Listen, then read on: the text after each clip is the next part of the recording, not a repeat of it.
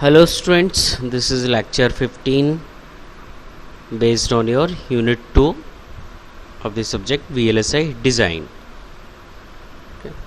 So in this lecture we are going to learn about the dynamic power and the switching probability. Okay, as I told you in previous lecture, okay, there are two types of power. First one is the dynamic power and second one is the static power. So in this lecture we are going to talk about the dynamic power. Dynamic power basically depend upon two parameters. Okay. I also told you in previous lecture.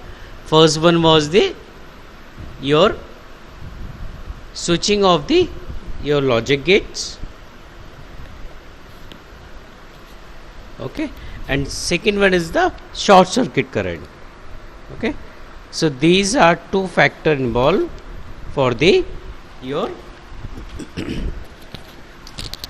dynamic power calculation. Okay, so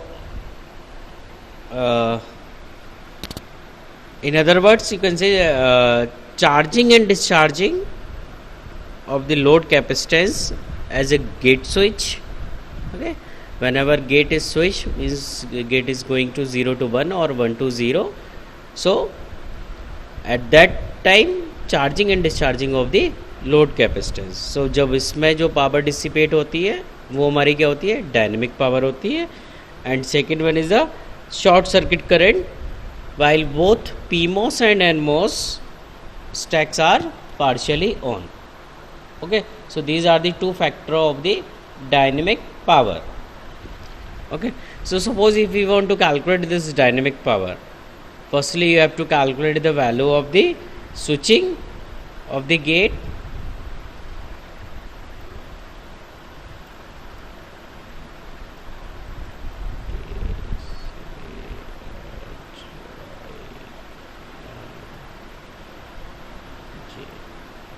Okay, switching of the gate. Okay, जो आपका gate है उसके जो switching हो रही है means when it is going to 0 to 1 और 1 to 0, तो उसकी जो कैपेसिटेंस की वैल्यू है C, उसकी जो चार्जिंग के लिए मैं अप साइन बना रहा हूँ, एंड डिस्चार्जिंग मतलब जो वो कैपेसिटर डिस्चार्ज होगा. सो इस केस के लिए जो भी हमारी पावर डिसिपेट हो रही है it is the part of the dynamic power and second one is the short circuit current. Okay, now further moving, dynamic power consists mostly of the switching power given by this is the formula for P switching. This is P switching equal to alpha C V square dd into F.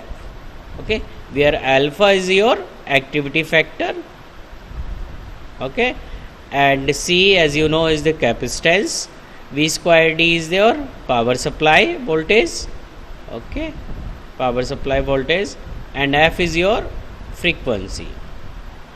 Okay, so होता क्या है कि जब हम designing करते हैं and designing के बाद if you want to reduce the dynamic power, okay, so जो V स्क्वायर डी होता है हमारा पावर सप्लाई हो रहा है और किस फ्रीक्वेंसी पे हम काम कर रहे हैं ये डिज़ाइनर्स को पता होता है.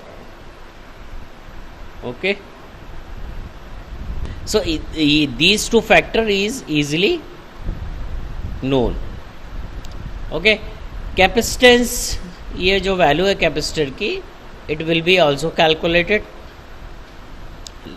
लास्ट टू लास्ट लेक्चर में हमने देखा था कि जो कैपेसिटेंस है वो कैसे कैलकुलेट करते हैं. आइदर यू आर कैलकुलेटिंग और इनपुट साइड और आउटपुट साइड. ठीक है, अगर इफ़ यू रिमेंबर कि हमने क्या किया था, we have design one inverter. Okay, so यहाँ पे हमने एक इन्वर्टर होगा, this is P type and this is N type and it is grounded and it is connected to VDD.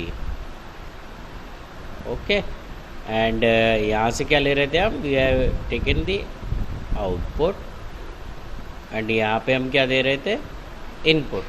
सो अगर मैं आपसे बोलता हूँ कि इसके इनपुट साइड पे कैपेसिटेंस कौन कौन से होते हैं, तो ये आपको पता था कि आउटपुट साइड पे क्या होता है, तो हम कैपेसिटर ईजिली कैलकुलेट कर सकते हैं.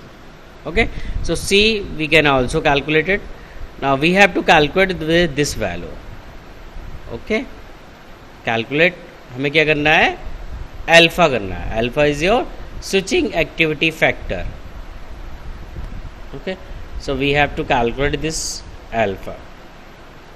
Okay, so in first point, second point, it is mentioned that supply voltage is VDD and frequency F are readily known by the designer.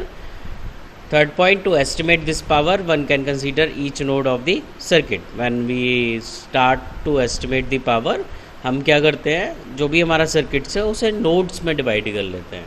Okay, जहाँ भी हमारा जंक्शन हो गया तो उसे हमने नोड 1 मान लिया, नोड 2 मान लिया. Suppose you have did design in P spice. Okay, और पी स्पाइस में क्या करते हैं हम, जो भी हमारी डिज़ाइनिंग होती है उसे हम ब्रेक कर लेते हैं नोड्स में. ओके, जहाँ पे भी अलग अलग हमारे वोल्टेज की वैल्यू हम कैलकुलेट करते हैं, करंट की वैल्यू कैलकुलेट करते हैं पर्टिकुलर नोड पर. So same we did in the case of the when we design we are going to estimate the power. Okay, next point, the capacitance of the node is sum of the gate diffusion and wire capacitance. We already calculated this capacitance. क्या होता था, gate पे जो हमारे capacitance होते थे, कुछ हमारे डिफ्यूजन होते थे, एंड जो भी हमारा वायर है. Okay, so we all added these capacitance. Okay, when we calculated this capacitance and this capacitance multiply with the activity factor, it is known as the effective capacitance. Okay, so if you want to calculate the effective capacitance, means you have to calculate the activity factor and also you have to calculate the total capacitance. Total capacitance means gate capacitance, diffusion capacitance and wire capacitance. Okay, and when you multiply these two terms, it is called the effective capacitance. Okay, so last point, it is mentioned the switching power depends on the sum of the effective capacitance of all nodes. जो आपने सारे जितने भी nodes define किए हैं. Okay, सो उन node पे भी जो भी हमारा इफेक्टिव कैपेसिटेंस है, उन सब के सम को, जो भी सम होगा उस सम पे हमारी डिपेंड करेगी what is the switching power. Okay, so further moving, so as I told you there is two term in calculation of the dynamic power. First one is the switching and second one is the your the short circuit current. Okay, so mainly क्या होता है, जो हम dynamic calculation करते हैं अपनी power की, तो ओनली 10% जो हमारी होती है पावर होती है वो शॉर्ट सर्किट के थ्रू होती है. ओके, बाकी 90% जो भी हमारी पावर कैलकुलेशन होती है वो हमारी स्विचिंग की वजह से होती है. ओके, सो हम क्या करते हैं कि generally we didn't calculate the we do not try to calculate this short circuit current power.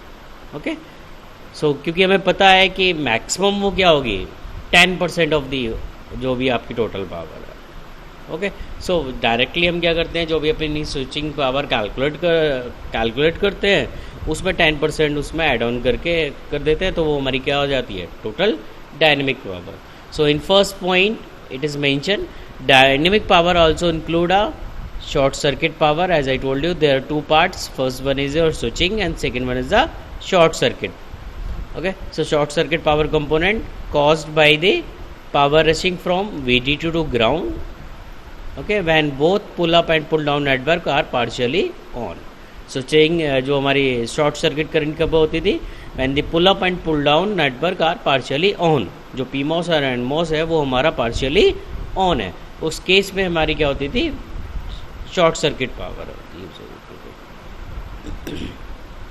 Okay, so this is normally less than 10%. As I mention here, हमेशा क्या होती है, नॉर्मली 10% से कम होती है of the whole. So it can be conservatively estimated by adding 10% to the switching power. जो भी स्विचिंग पावर आई उसमें हम 10% ऐड कर देते हैं, that will be your dynamic power. Okay, now as you know when we are talking about the calculation of the switching, okay, switching power किससे calculate होगी? I already told you about the your alpha. Alpha is your activity factor. Okay, so the activity factor is a powerful and easy to use lever for reducing the power. Okay, why I am saying this? क्योंकि activity factor क्या है? अगर हमारा circuit off है, सारा circuit entirely of है, तो activity factor क्या है? आपका ज़ीरो होगा. ओके, सो हमें ईजिली अगर हमें कहीं पावर रिड्यूस करनी है तो हम क्या करते हैं? We did the alpha equal to zero, क्योंकि हमारा सर्किट यूज़ ही नहीं हो रहा, वो ऑपरेशन में ही नहीं है. सो हम ईजिली क्या करेंगे? Alpha equal to zero. So उससे क्या होगा?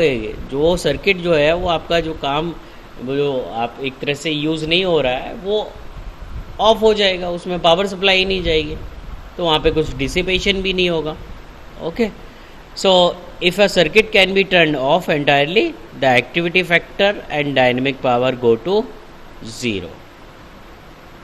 ओके, सो अगर आपका सर्किट ऑफ है तो हम easily we can say that कि वहाँ पे एक्टिविटी फैक्टर क्या है? वो ज़ीरो है और डायनेमिक पावर भी क्या होगी? Zero. Blocks are typically turned off by stopping the clock. This is called the clock gating. Here we are using a term clock gating.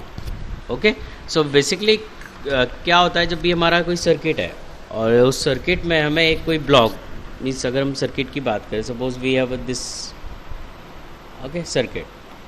Okay, यहाँ पे क्या किया हमने? इसे बहुत सारे ब्लॉक्स में डिवाइड कर लिया. ठीक है, अब ये सारे ब्लॉक्स क्या इंटरकनेक्टेड हैं. ओके, सो अगर आपको इस ब्लॉक को ऑफ करना है, suppose this is not in use and you want to off this block, so we use the clock gating technology.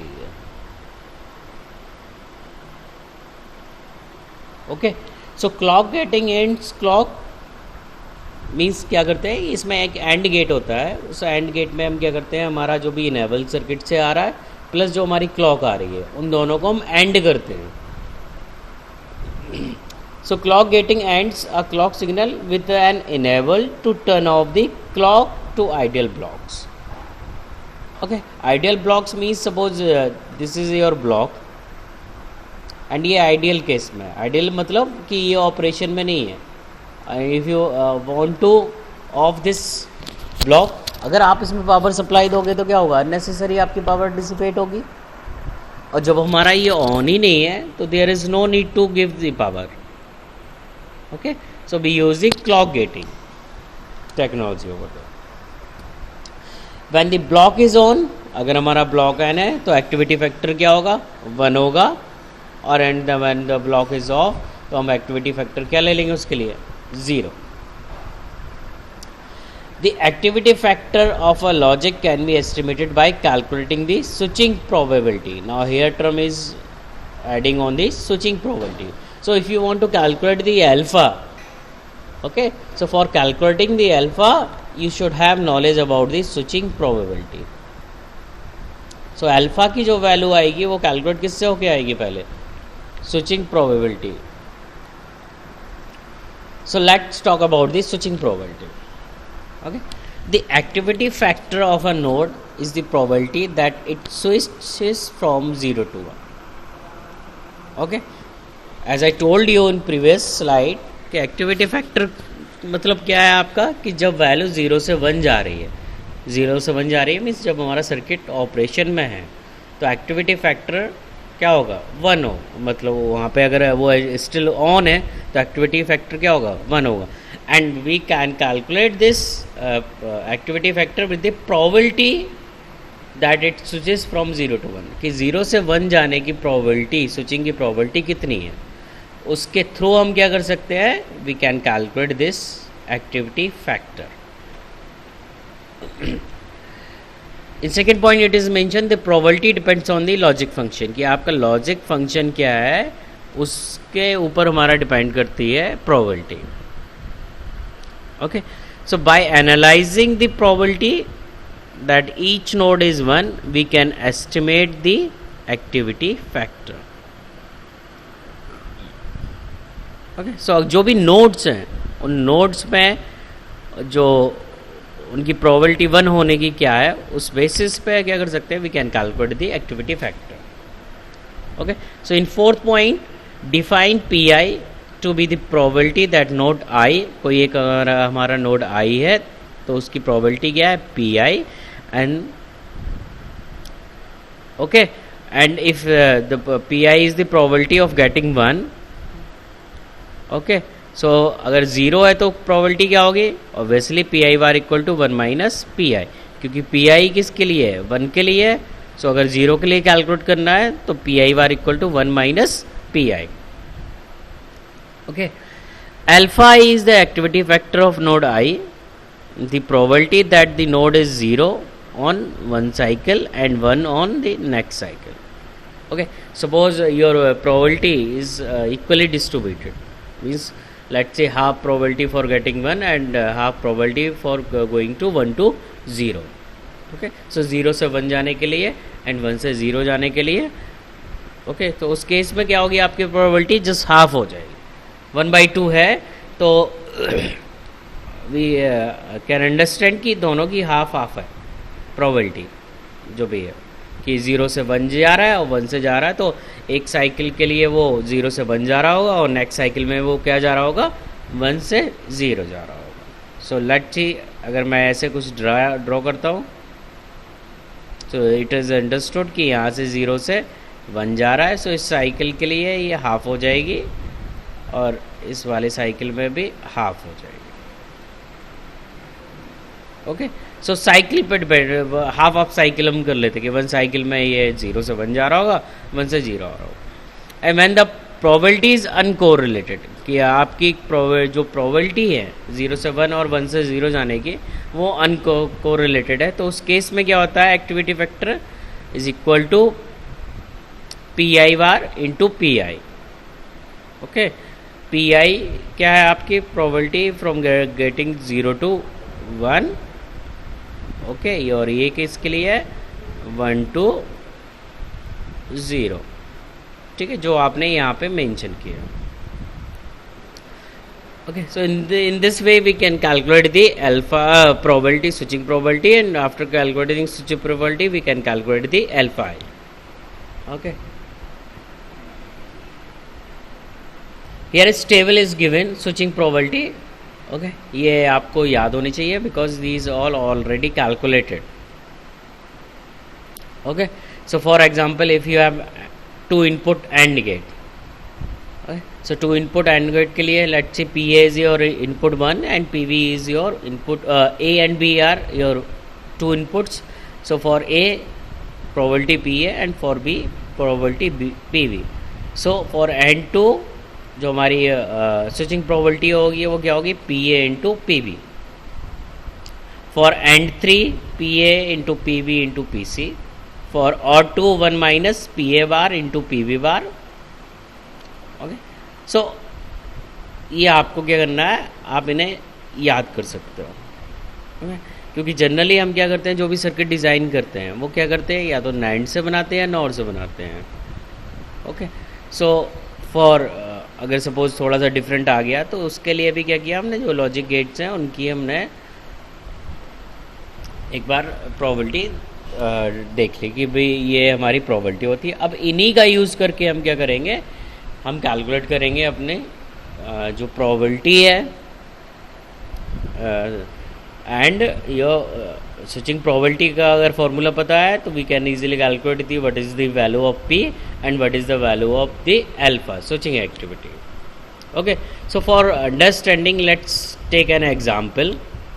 Okay, in this example, okay, it is given P A,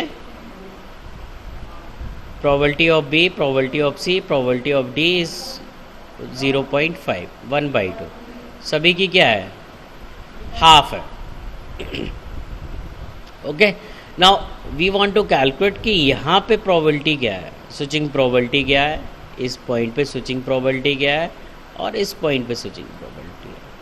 also if we want to calculate the let's see, this is point 1, this is point 2, and this is point 3.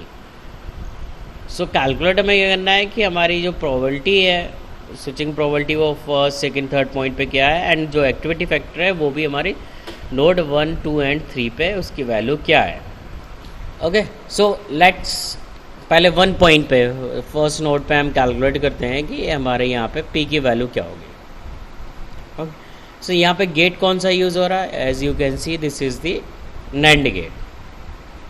Okay, so in figure, in table this is the NAND 2 input NAND gate, and 2 input NAND gate के लिए switching probability क्या है, 1 minus PA into PB. Okay, so हमें क्या करना है, we have to calculate this value of PA and PB. अगर हमारा PA एंड PB आ गया तो ईजिली हम क्या करेंगे, स्विचिंग प्रोबेबिलिटी अपनी कैलकुलेट कर सकते हैं. ओके, सो 1 minus PA into PB. Okay, यहाँ पे हमने लिख लिया. Now calculate the value of the P, कि यहाँ पे PA की वैल्यू क्या है. ठीक है, क्योंकि यहाँ पे A एंड B दो इनपुट है. Now PA and PB is given is your 1/2. Okay, so मतलब क्या हो गया, if you want to calculate the value of P switching probability, तो इस ये स्विचिंग प्रोबेबिलिटी का फॉर्मूला ये है. So 1 minus 1/2 multiply with 1/2 means from here you will get the value if 3/4. So यहाँ पे P की वैल्यू क्या आ गई, 3/4. Clear. Now same for this P, क्योंकि गेट इज सेम और आपकी प्रोबेबिलिटी भी कि जो इस PC और PD की वैल्यू है वो भी क्या है, 1/2 है. सो यहाँ पे भी P की वैल्यू क्या हो जाएगी, 3/4, क्योंकि PA, PB, PC, PD all are 0.5 and also this is NAND gate. So जो हमारी P की वैल्यू होगी इस नोड 2 पे, it is also 3/4. Now we want to calculate the value of the alpha switching activity. Okay, so alpha equal to क्या होता है, if you remember in previous slide as I mentioned, अगर हमारे I node पे है तो PI बार into PI. Okay, so यहाँ पे हम P कैलकुलेट कर चुके हैं. ठीक है, एट नोड 1 मैं डाल देता हूँ. P की वैल्यू क्या थी, 3/4. सो मीन्स PI की वैल्यू क्या है, 3/4, और PI बार क्या होगा, 1 माइनस 3/4. सो 1 minus 3/4 multiply with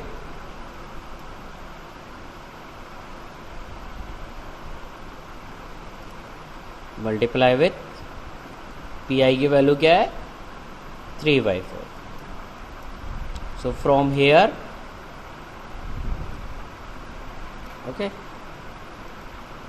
it will be 4 minus 1, 1/4 multiply with 3/4 and the value will be 3/60. सो इस अल्फा नोड 1 पे की वैल्यू क्या हो गई, 3/60. Okay, now same for this, कोई चेंज है नहीं तो यहाँ पे भी वैल्यू क्या आ जाएगी, सेम आ जाएगी, 3/60. Now we want to calculate at this point. Okay, अगर नोड 3 पे करना है तो नोड 3 के लिए आप ये देखें, this is your and gate, और एंड गेट के आगे क्या लगा दिया हमने, 2 बबल लगा दिए. Okay, so it will work as a NOR gate. Okay, अगर आप इसको बनाना चाहें, let's see this is A, this is B, तो क्या होगा, अगर हम इसे लिखेंगे तो कुछ ऐसे ही लिखेंगे ना, ए बार इंटू बी बार. यहाँ पे आउटपुट यही होगा ना, and this is nothing else NOR gate. Okay, so for NOR gate क्या था हमारा, you can see here PA bar into PB bar. Okay, so from here you can see, okay, so probability क्या है अभी जो calculate की थी वो क्या आई थी हमारी 3/4 आई थी, और यहाँ भी क्या आई थी 3/4। अब हमें कैलकुलेट क्या करना है फॉर नॉर केस के लिए, क्या था, just a minute.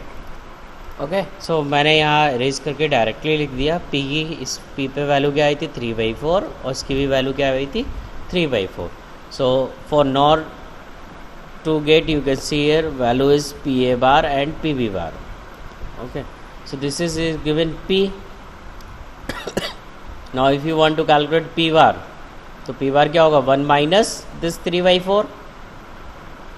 Okay, so from here if you want to calculate the PA bar means this point is A and this point is B. Okay, so PA bar क्या हो जाएगा 1 minus 3/4 and that is equivalent to 1/4। Same क्या आ जाएगा हमारा, we can calculate this PB bar, और ये भी क्या आ जाएगी क्योंकि यहाँ भी क्या है 3/4, सो 1 minus 3/4 and this is equivalent to 1/4। Okay, so PA bar multiply with PB bar means P की वैल्यू क्या आ गई यहाँ पे 1/16। Okay, now you want to calculate the value is alpha, so मैं रफ कर देता हूँ। ओके, आपको क्या करना है, इस अल्फा को कैलकुलेट करना है। ओके, सो अल्फा के लिए हम क्या करते थे, जो भी हमारी P आई है, ठीक है, here you can see there, so P की वैल्यू क्या है 1/16। अगर इसका हम PI बार कैलकुलेट करेंगे तो क्या होगा 1 minus 1/16, so alpha equal to क्या हो जाएगा 1 minus 1/16 मल्टीप्लाई विथ जो भी P की वैल्यू है 1/16। सो from here it will B कितना हो जाएगा 60 minus 1 15 upon 60 into 60 256। Okay, so यहाँ पे जो वैल्यू आ गई है अल्फा की that will be your 15/256। So in this way we can calculate the value of the P and alpha switching activity factor। ठीक है, अल्टीमेटली हमें क्या करना था, स्विचिंग एक्टिविटी फैक्टर ही कैलकुलेट करना था, क्योंकि एक बार स्विचिंग एक्टिविटी फैक्टर आ गया तो we can easily calculate the dynamic power. क्योंकि डायनेमिक पावर क्या होती है, alpha equal to P switching equal to alpha CV²D into F V²D and F will be known. यहाँ पे अल्फ़ा आपने कैलकुलेट कर लिया, C आप कैलकुलेट कर सकते हो, P स्विचिंग की वैल्यू आ जाएगी, एंड इसका जो भी आप डायनेमिक पावर कैलकुलेट करने के लिए क्या करें कि P स्विचिंग प्लस 10% हम किसके लिए करते हैं, लेस देन 10% हमारा P शॉर्ट सर्किट, तो वहाँ से हमारा इजीली जो भी कैलकुलेशन है वो P डायनेमिक किया जाए। So this is all about your switching probability and the dynamic power calculation. Thank you students.